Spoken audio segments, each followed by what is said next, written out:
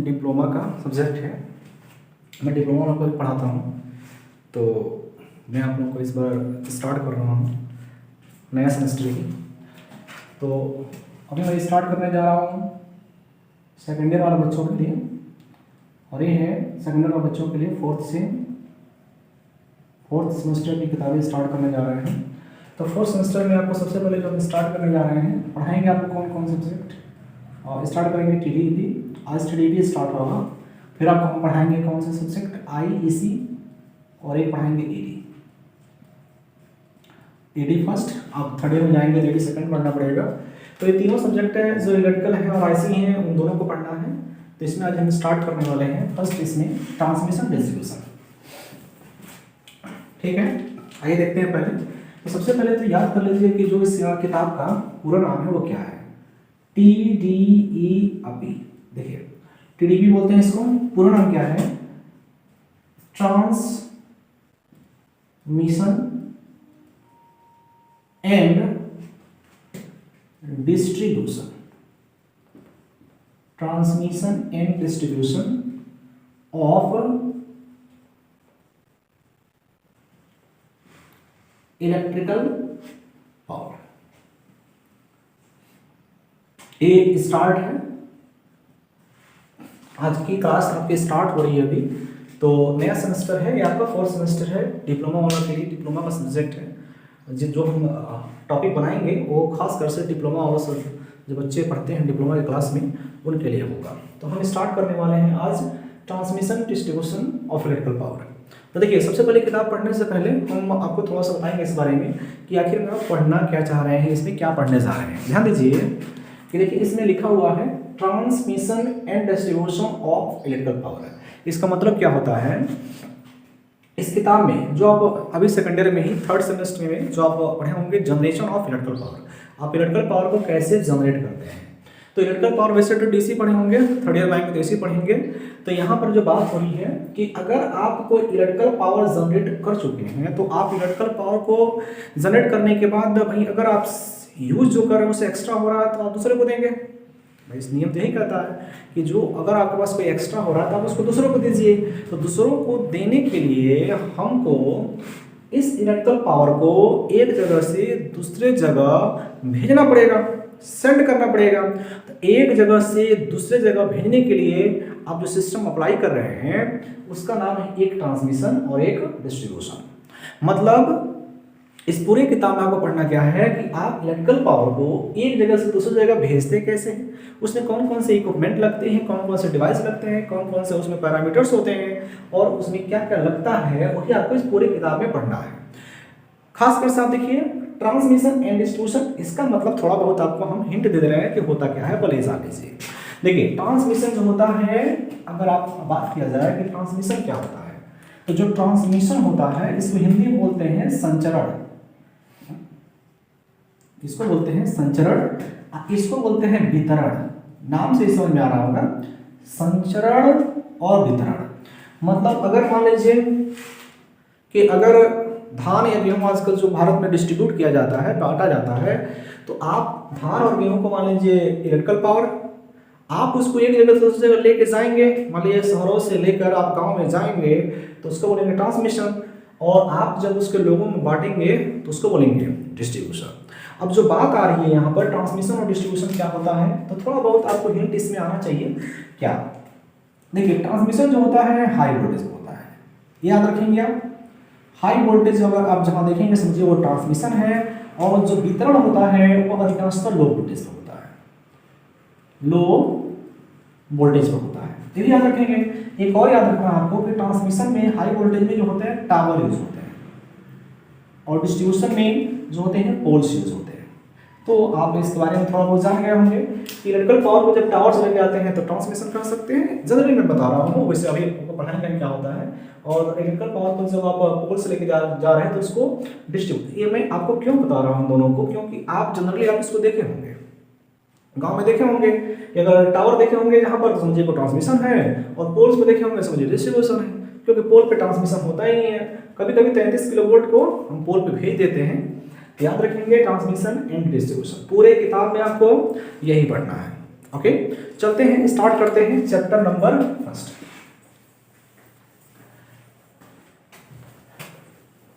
Chapter number first, chapter number जो first है वो है design of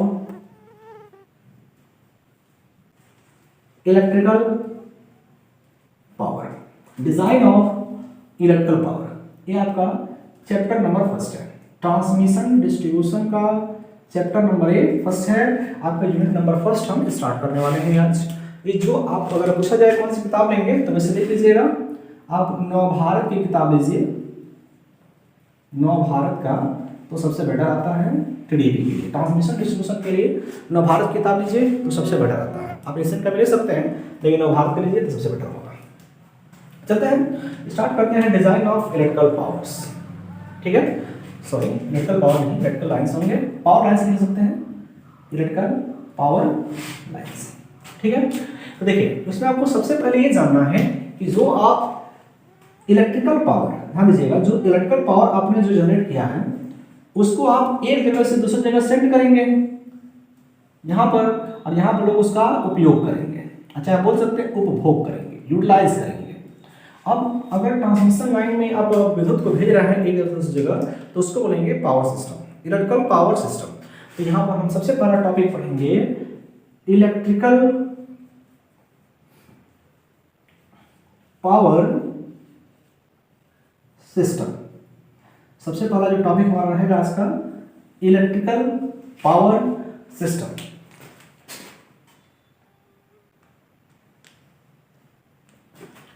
electrical power system, चलिए इसके बारे में सबसे पहले जानेंगे इलेक्ट्रिकल पावर सिस्टम क्या होता है।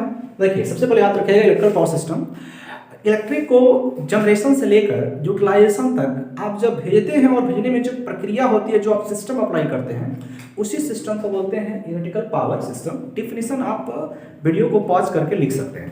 तो इलेक्ट्रिकल पावर सिस्टम क्या है, जब आप विद्युत को जनरेशन से लेकर यूटिलाइजेशन तक जितने सिस्टम में बांटते हैं, चाहे जिस सिस्टम से उसको भेजते हैं, यूटिलाइज करते हैं, उस पूरे सिस्टम को हम बोलते हैं electrical power system.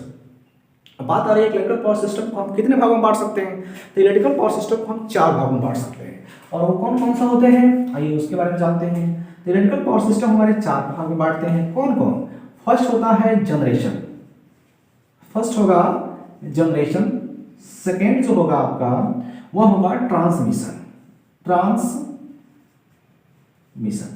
Generation of electrical power लिख सकते हैं, ऑफ इलेक्ट्रिकल पावर लिख सकते हैं। और थर्ड जो होगा वो होगा distribution, distribution of electrical power.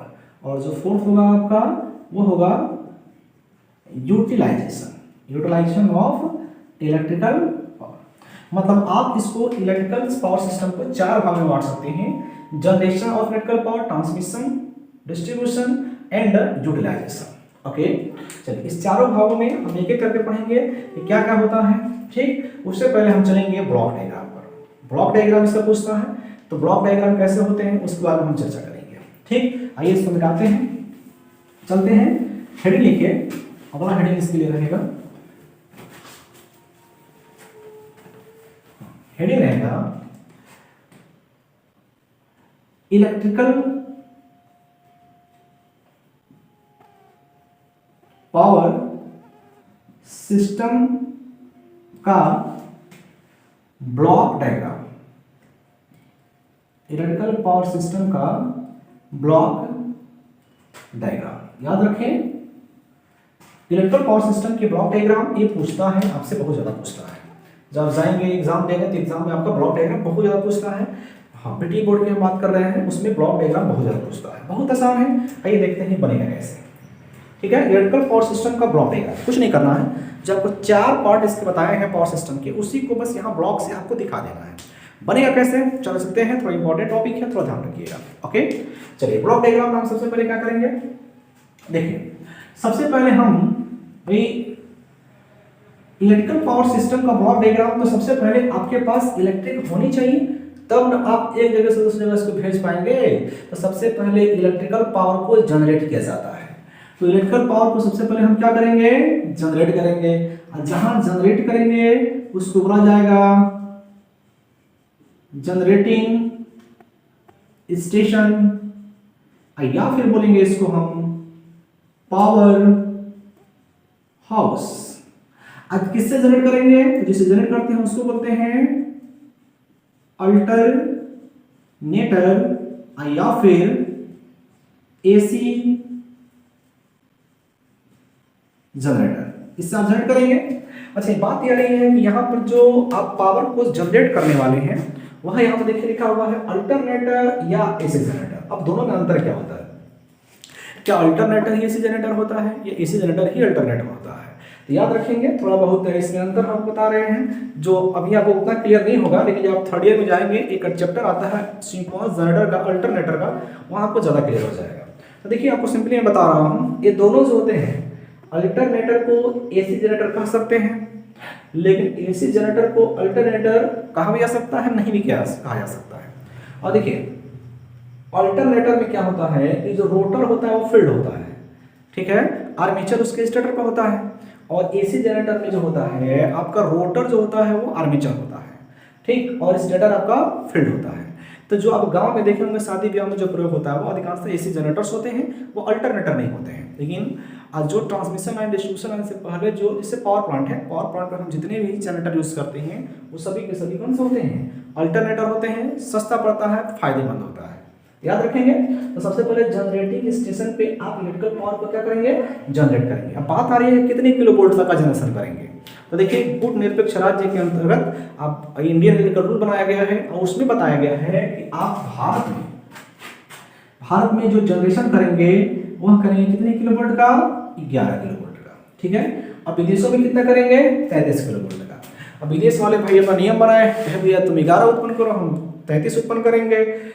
अब हाई वोल्टेज जितना रहेगा करंट का उतना हम कम कर लेंगे, करंट कम करने से हमको बेनिफिट होता है। तो उन्होंने कहा 11 उत्पन्न करो, 33 करना है तो आप ट्रांसफार्मर लगाओ, हम 33 उत्पन्न करेंगे। तो चलिए हम भारत में कितना उत्पन्न करते हैं, 11 किलो वोल्ट। विदेशों में कितना उत्पन्न होता है, हर एक देश में नहीं, हम जो विकसित देश है उनकी मैं बात कर रहा हूँ, वो उत्पन्न करते हैं 33 किलो वोल्ट। तो हम उत्पन्न करेंगे कितना kilo volt, 11 kilo volt. 11 kilo volt उत्पन्न करने के बाद अब देखिए क्या होता है, एक चीज मैं आपको एक्स्ट्रा यहाँ बता दे रहा हूँ, थोड़ा ध्यान दीजिएगा। देखिए एक होता है ट्रांसफार्मर, ध्यान दीजिएगा, ट्रांसफार्मर की बात मैं थोड़ा करूँ आपसे। यह है एक ट्रांसफार्मर, और ये ट्रांसफार्मर में एक होती है प्राइमरी वाइंडिंग और एक होती है सेकेंडरी वाइंडिंग। ये मान लीजिए कि ट्रांसफार्मर स्टेप डाउन ट्रांसफार्मर है, ओके। इसका मतलब इधर V1 का मान ज्यादा होगा, इधर V2 का मान क्या आ जाएगा, कम होगा, ठीक है।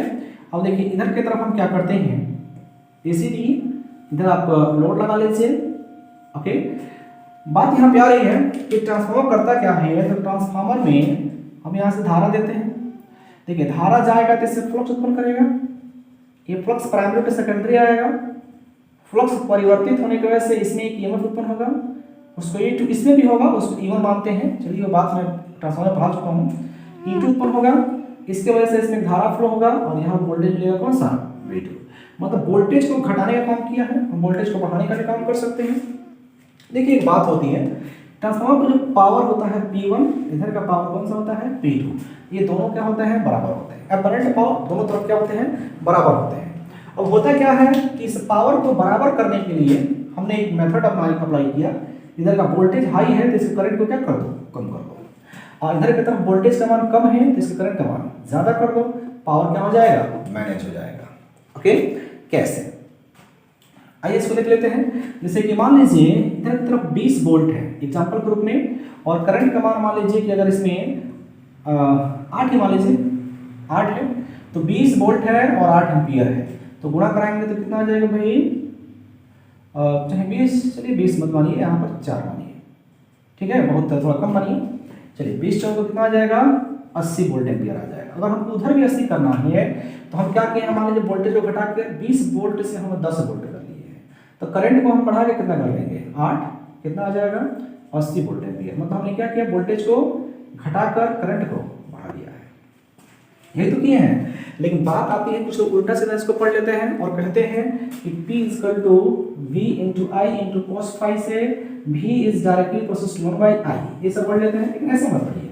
देखिए ये आप किसी भी केस में अगर वोल्टेज बढ़ेगा तो करंट बढ़ता ही है, घटता नहीं है। अब वोल्टेज घटेगा तो करंट भी घटेगा, लेकिन यहाँ पर क्या किया गया है, देखिए हमने क्या किया है, जो हाई वोल्टेज की वाइंडिंग है वोल्टेज ज़्यादा है तो हम इसका प्रतिरोध बढ़ा दिए हैं। प्रतिरोध कैसे बढ़ाएंगे, पतला चालक यूज कर लेंगे, एरिया घट जाएगा, प्रतिरोध बढ़ जाएगा, प्रतिरोध बढ़ने से इसकी धारा घट जाती है। समझ में आया? तो हाई वोल्टेज की करंट हम इसके रेजिस्टेंस से करते हैं, अपने आप से नहीं होता है। ओके, यहाँ आइए, यहाँ पर हमने क्या किया है, वोल्टेज बहुत कम है तो हम यहाँ पर ऐसे बाइंडिंग का प्रयोग किए हैं जिसका रेजिस्टेंस बहुत कम हो, धारा बढ़ जाएगी, तो इसके मोटे वायर यूज करते हैं। ओके, मोटे वायर यूज करने से प्रतिरोध घट जाता है। तो याद रखिएगा, तो ट्रांसफार्मर के द्वारा हम करेंगे क्या कि वोल्टेज को घटा करंट बढ़ाते हैं, अब वोल्टेज को बढ़ाकर करंट को घटाया जाता है, तो ट्रांसफार्मर के वाइंडिंग के प्रतिरोध से घटाया बढ़ाया जाता है, इस बात को याद रखेंगे। ठीक है, इसको हम मिटाते हैं, मेन काम हमारा यहाँ पर है, चलिए उसको देखते हैं। आइए चलते हैं यहाँ पर, देखिए हम 11 किलोवाट का जनरेशन किए हैं। 11 किलोवाट की जनरेशन करने के बाद हम यहाँ पर एक ट्रांसफार्मर लगाएंगे। क्या लगाएंगे? ट्रांसफार्मर लगाएंगे। अब ट्रांसफार्मर हमारे पास कैसा होता है, तो यह होता है स्टेप अप ट्रांसफार्मर। अब step up transformer, step up transformer 11 kilovolt को कितना में कर देगा, 400 किलोवोल्ट में कर देगा। ओके, 400 किलोवोल्ट में कर देगा। अब ये जो ट्रांसफार्मर आप यूज किए हैं इसको बोलेंगे स्टेप अप, और जो ट्रांसफार्मर होगा हमारा यहाँ पर डेल्टा टू स्टार ट्रांसफार्मर। एक करके पूछता है जो क्वेश्चन में कि आप जनरेटिंग स्टेशन पे कौन सा ट्रांसफार्मर लगाते हैं, तो वैसे तो स्टेप अप में कौन सा, डेल्टा टू स्टार। याद रखिएगा हमेशा स्टेप अप में डेल्टा टू स्टार यूज किया जाता है। क्यों होता है आप इसको पढ़ेंगे, सेकेंड ईयर में पढ़ेंगे ट्रांसफार्मर के केस में।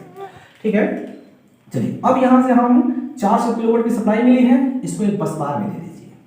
यह होता है बस बार, एक बस बार में दे दीजिए। बस बार में से हम सप्लाई को क्या करेंगे कि कुछ इस साइड में, कुछ हम आगे की तरफ, कुछ इस साइड में हम भेज देंगे। अब इसका मतलब क्या हुआ कि जैसे कि मान लीजिए कि दिल्ली से हमको लाइट को भेजना है गोरखपुर, तो दिल्ली में हमने क्या किया, जनरेशन किया है और फिर उसको मैंने 400 किलोवोल्ट में कर दिया।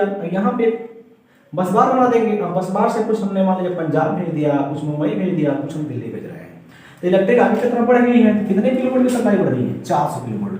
और यहाँ से अब क्या स्टार्ट होने वाला है, ट्रांसमिशन। तो इसको हम बोलते हैं प्राइमरी ट्रांसमिशन सब स्टेशन। याद रखेंगे, प्राइमरी ट्रांसमिशन सब स्टेशन। यहाँ से जो लाइन अब आगे की तरफ बढ़ेगी उसको बोलते हैं high tension transmission line.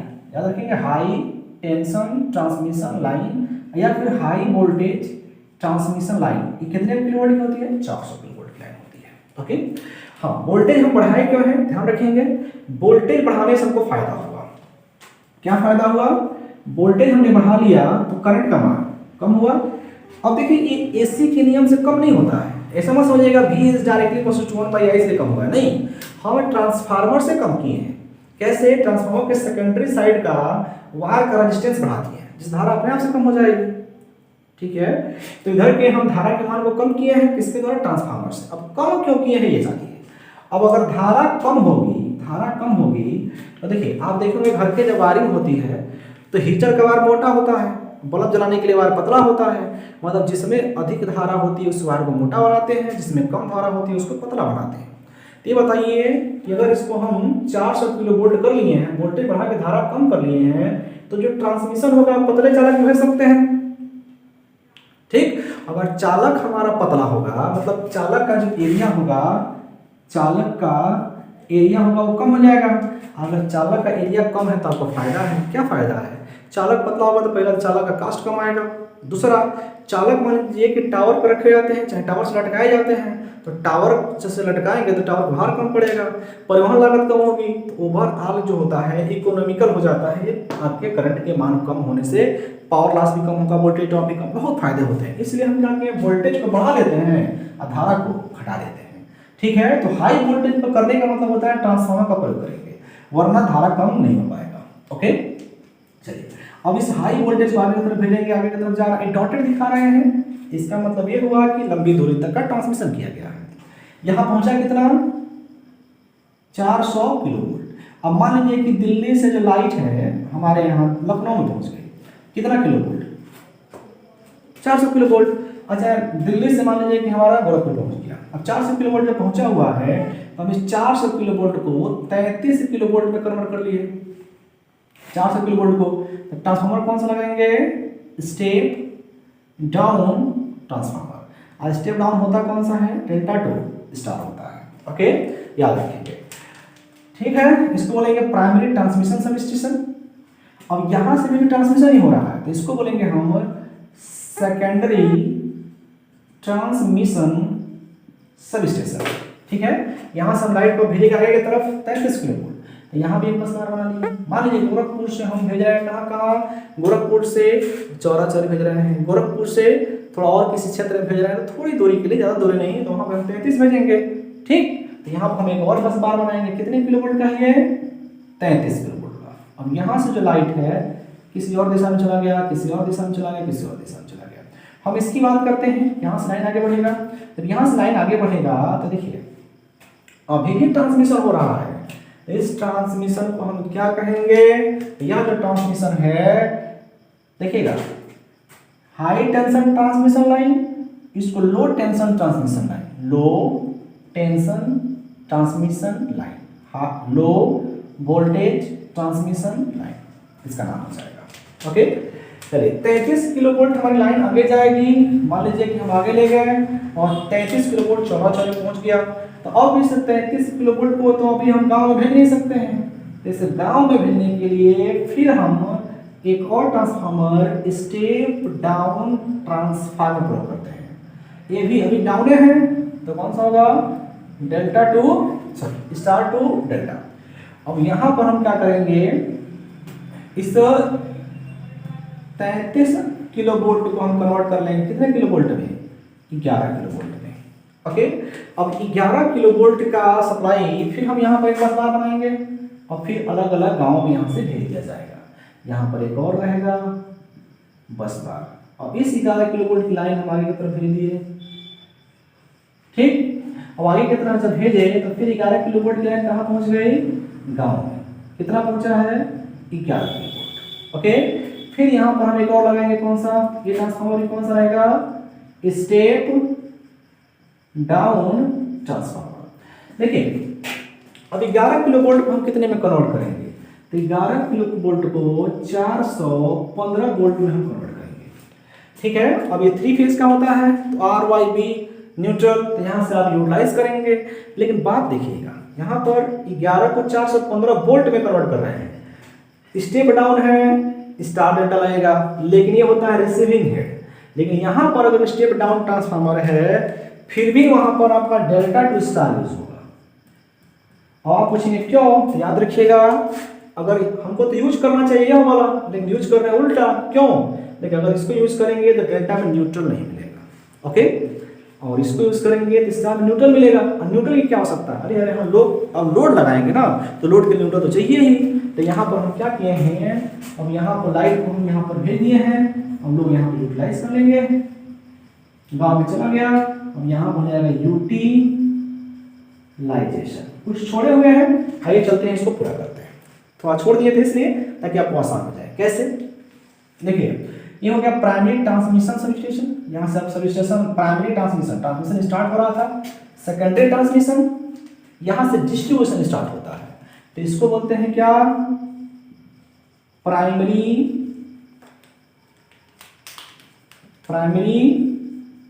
Distribution और सब स्टेशन। ओके, ये हो जाएगा कौन सा, प्राइमरी डिस्ट्रीब्यूशन, ये भी डिस्ट्रीब्यूशन है, तो इसको बोलेंगे कौन सा, सेकेंडरी डिस्ट्रीब्यूशन सब स्टेशन। चलो एक और चीज देख लेते हैं, देखो high tension transmission line, low tension transmission line, उसी तरह वहां डिस्ट्रीब्यूशन है, तो इसको बोलते हैं हाई टेंशन डिस्ट्रीब्यूशन लाइन। तो ये कौन सी हो जाएगी, लो टेंशन डिस्ट्रीब्यूशन लाइन। ये सब आपको चीजें याद रखना पड़ेगा।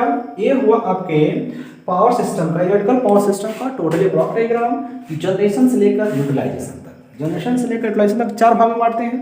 पहला generation, transmission and distribution, and third and fourth is the utilization. 4 भाग बांट दिए हैं। तो एग्जाम में आपको लिखना कैसे है, तो पहले तो ब्लॉक डायग्राम बनाएंगे और एक एक पार्ट के बारे में आपको इसके बारे में लिखना पड़ेगा। ओके, तो लिखना आप खुद से लिखिएगा, लिखवाएंगे नहीं हम, आप लोग खुद से इसके बारे में इतना पढ़ा दिए हैं, तो आप इसके बारे में एक एक करके लिख सकते हैं हेडिंग डाल के। कौन कौन? पहले जनरेशन। जनरेशन में बात हो रही है कि इलेक्ट्रिकल पावर जनरेट कैसे होता है। तो इलेक्ट्रिकल पावर जनरेट करने के लिए हम विभिन्न पावर प्लांट यूज करते हैं। लेकिन जहां इलेक्ट्रिकल पावर जनरेट होता है उसको पावर प्लांट बोलते हैं, पावर हाउस बोलते हैं। तो कौन कौन से? थर्मल पावर प्लांट नाम सुने होंगे, हाइड्रो पावर प्लांट नाम सुने होंगे, न्यूक्लियर सुने होंगे, गैस सुने होंगे, बहुत से पावर प्लांट्स होते हैं। तो वहां पर आप लिखेंगे जनरेटिंग स्टेशन पे पावर प्लांट्स यूज करते हैं। ट्रांसमिशन में कौन कौन से? 400 किलोवोल्ट, 33 किलोवोल्ट ट्रांसमिशन में आ रहा है। कौन प्राइमरी होता है, कौन सेकेंडरी होता है, इसके बारे में आप विधिवत रूप से एग्जाम में लिखने के लिए पहले आप प्रैक्टिस कर लीजिएगा, अपना नोट्स बनाइएगा। ठीक है, तो ये हुआ ट्रांसमिशन लाइन के लिए, सॉरी ट्रांसमिशन डिस्ट्रीब्यूशन रिलेशन के लिए ब्लॉक डायग्राम। ये ब्लॉक डायग्राम जरूर याद करके जाइएगा, एग्जाम में बहुत ज़्यादा पूछता है। ओके, तो इसको जरूर आप लोग पढ़िए, इसको जरूर आप लिखिए, थोड़ा ध्यान दीजिए। एक बार मैं और बता दे रहा हूँ। देखिए, सबसे पहले हम इलेक्ट्रिकल पावर को जनरेट करेंगे अल्टरनेटर से। कितने किलोवोल्ट पर? 11 किलोवोल्ट पर। 11 किलोवोल्ट को हम 400 किलोवोल्ट में बढ़ाए हैं। क्यों बढ़ाए हैं? वोल्टेज बढ़ाने से धारा कम हो जाएगी। किसके द्वारा? ट्रांसफार्मर से ही कम करेंगे, याद रखेंगे, अपने आप से नहीं कम होगी। तो वोल्टेज बढ़ाकर धारा को हम कम कर लेंगे। धारा अगर कम हो गया है तो आप इस लो धारा को आप पतले चालक में भेज सकते हैं, तो फायदा होता है, आपको बहुत फायदे होते हैं, बताए हैं। 400 किलोवोल्ट का एक बस बार बनाएंगे, आगे की तरफ भेजिए, इसको बोलेंगे high tension transmission line. Step down transformer लगा के फिर 33 कर लिए। अब अलग अलग क्षेत्र में भेज दीजिए। ठीक, अलग अलग क्षेत्र में भेजने के बाद आप उसको गए यहाँ पहुँचे, तो यहाँ से अब गाँव में भेज दीजिए। गाँव में पहुँचने के बाद देखिए स्टेप डाउन लगा उसका यूटिलाइज कर लीजिए। खत्म। ठीक, आज के लिए इतना। अगला टॉपिक में आपको पढ़ाएंगे कि अभी इलेक्ट्रिकल पावर सिस्टम को आप एसआईटी कैसे बनाएंगे।